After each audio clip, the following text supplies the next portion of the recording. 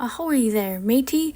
Art thou perhaps on the look for a blundering beast of a machine that can traverse anywhere throughout these thundering seas? Ha! I bet you are.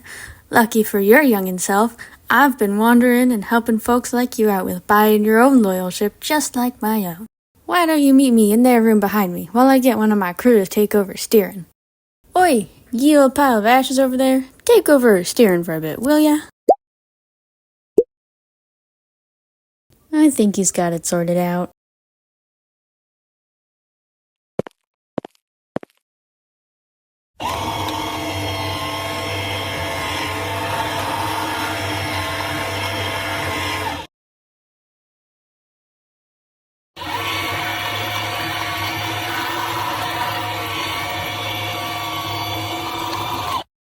Let's start off with picking out your loyal vessel. There are many different kinds you can pick from, so choose which one is most appealing to you.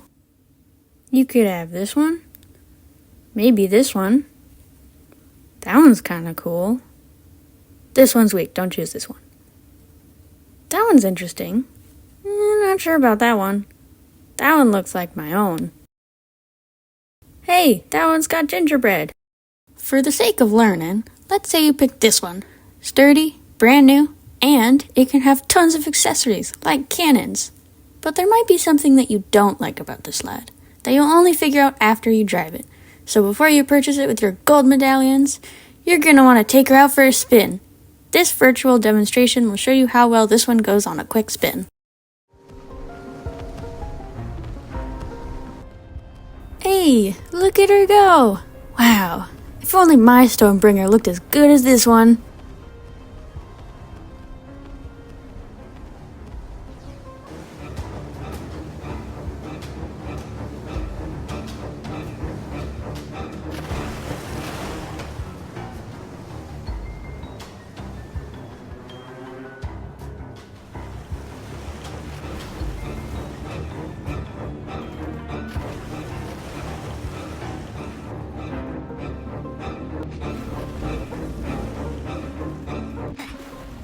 Oh,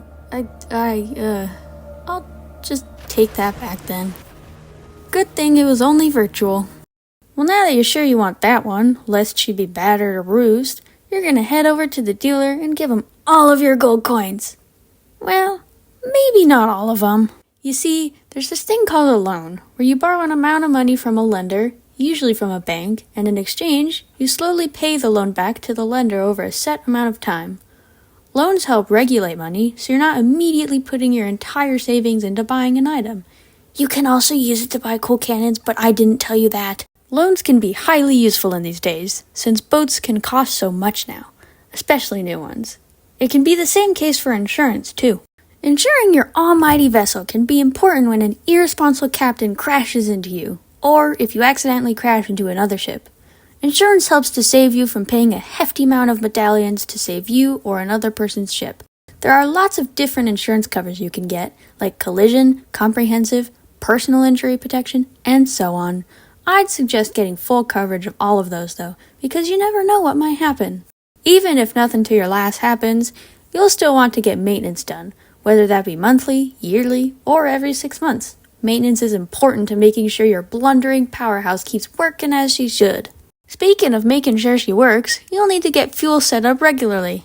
Now, in this world, we only use oil to fuel up our ships, since we haven't quite hit that area of the more modern industrial revolution yet.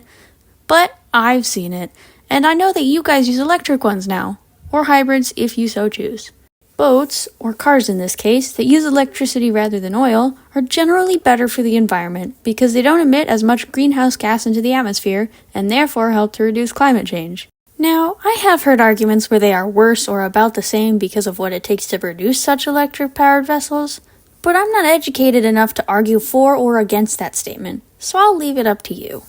Alright, I think you're ready to go and buy and take care of a swashbuckling mighty beast of your own. We are just approaching land now, so I'll send you off on your way. Oh, what's that?